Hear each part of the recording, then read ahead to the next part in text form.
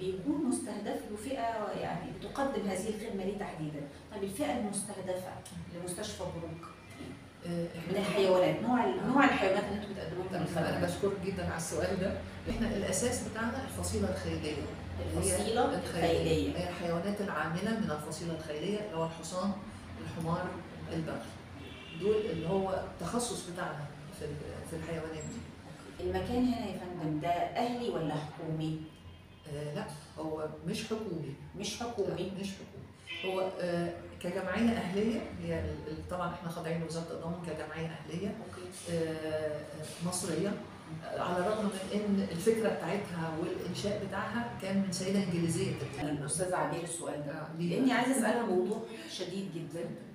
هل في اعانات حكوميه تقدم لحضراتكم؟ لو الاجابه هتبقى لا، يبقى احنا ازاي مستمرين ان احنا نقدم خدمه للحيوانات في ظل الازمه الاقتصاديه اللي احنا بنعيشها على مستوى العالم مش بس في بلدنا؟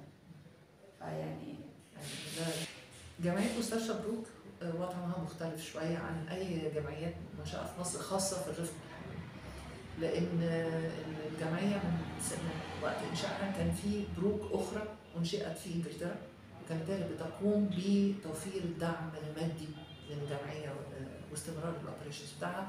وبعدين في 2014 الممول الرسمي لينا في جميع الانشطه. احنا بنبص دلوقتي اللي هي دكتور عماد، هسجل معاه بعد قليل وهتشوفوه، بس هو يعني موجود دائما وابدا في وسط سطور المبادره، وده بيخليني اوضح لكم انا ليه اخترت مستشفى بروك انها تكون اول مكان اخطو اليه